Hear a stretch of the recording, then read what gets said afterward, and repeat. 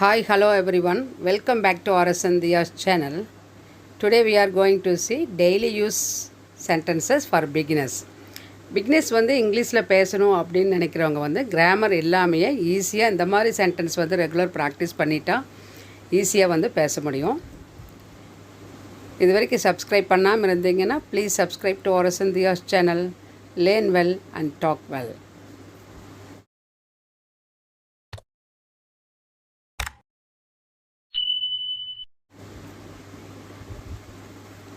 First one, அவள் ரொம்பவே கருப்பாக இருக்கிறாள். அந்த மாதிரி சொல்கிறதுக்கு இங்கிலீஷில் எப்படி சொல்லலாம்னா she is looking too dark. She is looking too dark அப்படி சொல்லலாம்.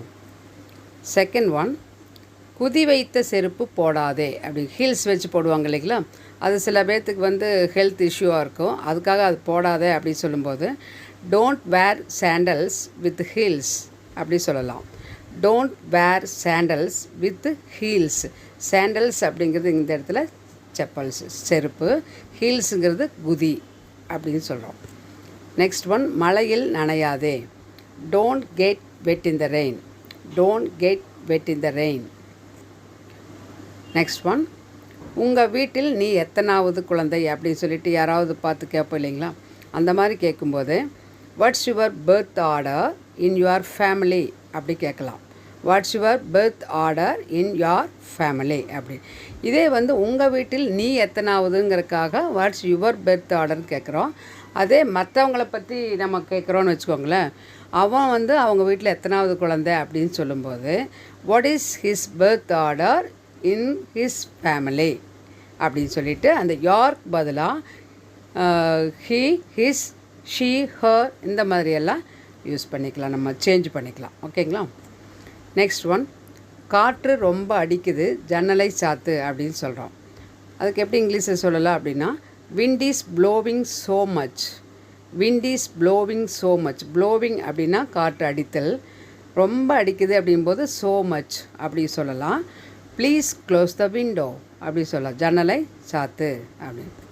நெக்ஸ்ட் ஒன், அவளுக்கு பெண் குழந்தை பிறந்திருக்கிறது அப்படின்னு சொல்கிறோன்னா, ஒருத்தருக்கு வந்து குழந்தை பிறந்திருக்குது பெண் குழந்தை அப்படின்னு சொன்னால் எப்படி சொல்லலாம்? She has given birth to a baby girl அப்படி சொல்லலாம். She has given birth to a baby girl அப்படி சொல்லலாம். அதே வந்து ஆண் குழந்தை பிறந்திருக்குது அப்படின்னு நம்ம சொல்கிறோன்னு வச்சுக்கோங்களேன், அப்போ என்ன சொல்லலாம்னா she has given birth to a baby boy அப்படி மாற்றிக்கலாம். கேர்ளுக்கு பதிலாக பாய் அந்த மாதிரி சேஞ்ச் பண்ணலாம்.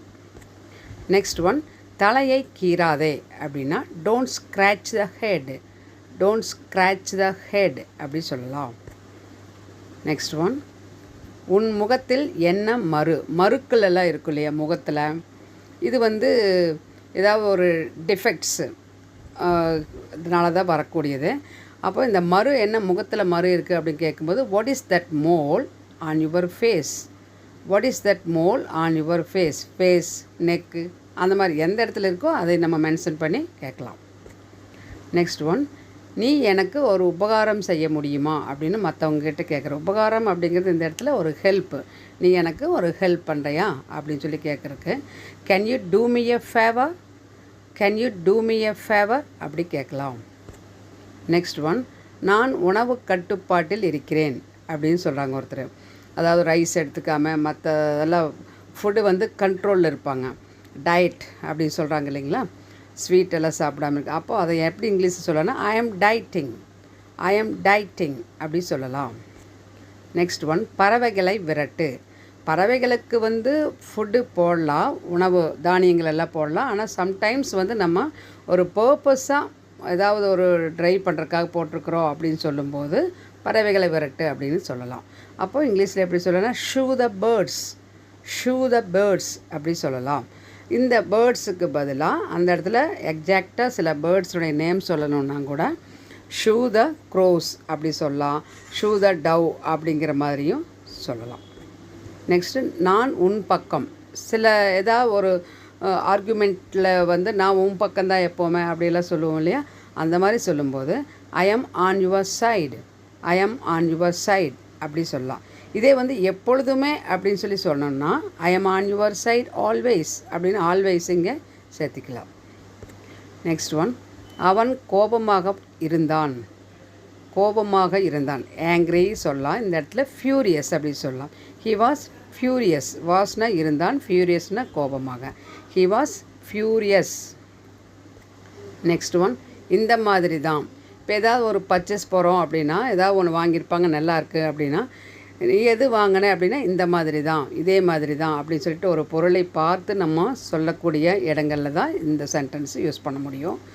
ஜஸ்ட் லைக் திஸ் அப்படின்னு சொல்லலாம். அந்த மாதிரி தான் அந்த மாதிரி தான் நான் வாங்கினேன் அப்படின்னு சொல்லும்போது ஜஸ்ட் லைக் தட், திஸ்க்கு பதிலாக தட் அப்படிங்கிறத யூஸ் பண்ணலாம். நெக்ஸ்ட் ஒன், ஏன் தூக்கம் வரவில்லையா அப்படின்னு ஒருத்தரை பார்த்து ரொம்ப நேரம் கண் விழிச்சிட்டு இருப்பாங்க. அப்போ அவங்கள பார்த்து கேட்குறோம் நம்ம, why don't you feel sleepy? why don't you feel sleepy அப்படின்னு, ஏன் இன்னும் தூக்கம் வரலையா அப்படின்னு கேட்டோன்னா, அப்போது why don't you feel sleepy yet, அந்த எண்ட் ஆஃப் த சென்டென்ஸில் எட்டுங்கிற வேர்டை கொண்டு வந்துக்கலாம். நெக்ஸ்ட் ஒன், பாலை ஃப்ரிட்ஜில் வச்சிரு அப்படின்னு நம்ம சொல்கிறோம். Keep the milk in the fridge R keep the milk in the refrigerator அப்படி சொல்லலாம். நெக்ஸ்ட் ஒன், காலில் மெட்டி போடுவாங்க இல்லைங்களா, அந்த மெட்டிக்கு வந்து டோ ரிங் அப்படின்னு சொல்கிறோம் இங்கிலீஷில். சம்டைம்ஸ் வந்து அந்த டோ ரிங் வந்து டைட் ஆயிரும் இல்லைங்களா, அதுக்கு நம்ம எப்படி சொல்லலாம்னா, காலில் மெட்டி இறுக்கமாயிருச்சு அப்படின்னு சொல்கிறோம், அதாவது டைட் ஆயிருச்சுன்னு சொல்கிறோம். அதுக்கு த டோ ரிங் இஸ் டைட்டர்ன்டு, அப்படி சொல்லலாம்.